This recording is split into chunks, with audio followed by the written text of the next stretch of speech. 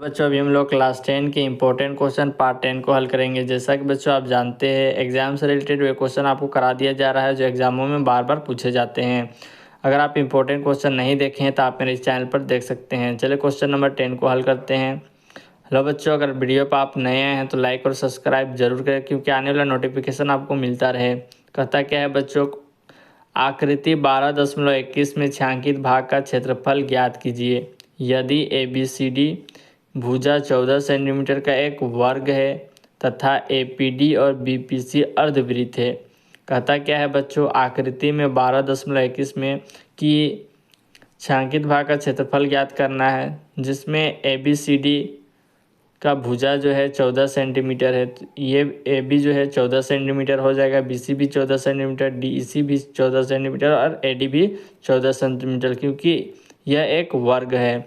और कहता क्या है कि APD और BPC अर्धवृत्त है। APD और BPC एक वृत्त है, अर्धवृत्त है। चले हल करते हैं बच्चों। जो दिया है उसको पहले हमने लिख लेते हैं। तो दिया क्या है बच्चों,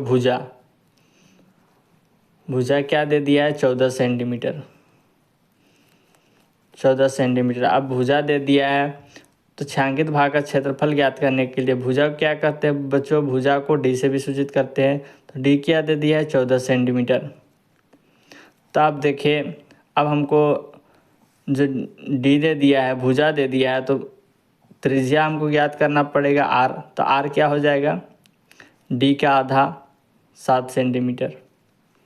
अब देखिए बच्चों, अब तो हमको लिखना पड़ेगा। तो छायांकित भाग का क्षेत्रफल ज्ञात करना है तो लिखेंगे छायांकित भाग का क्षेत्रफल। छायांकित भाग का क्षेत्रफल।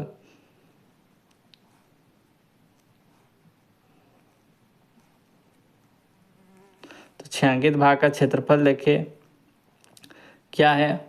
सबसे पहले छायांकित भाग का क्षेत्रफल को निकालने के लिए क्या करेंगे, वर्ग का क्षेत्रफल में और दो अर्धवृत्तों के क्षेत्रफल को घटाएंगे। तो लिखेंगे वर्ग का क्षेत्रफल माइनस दो अर्धवृत्त का क्षेत्रफल। अब वर्ग का क्षेत्रफल का फॉर्मूला क्या है, भुजा स्क्वायर -2 गुने अर्धवृत्त का क्षेत्रफल क्या है, πr²/2। देखिए तो भुजा का स्क्वायर, भुजा क्या है 14, तो 14 का स्क्वायर -2 गुने πr²। पाई का मान क्या है 22/7 गुने आर का मान क्या है, आर 7 है। तो क्या 7 का स्क्वायर, 7 को 2 बार हम लिख सकते हैं। बटे में क्या हो जाएगा 2।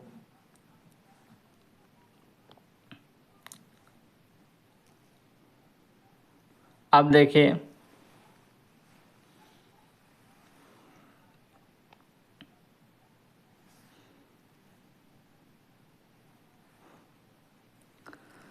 चौदह का स्क्वायर कितना होता है बच्चों, 196 माइनस 7 से 7 खत्म, 2 से ये 2 भी कट जाएगा। अब देखिए क्या बचा, 22 बचा और ये 7 बचा। 22 गुने 7 लिख सकते हैं।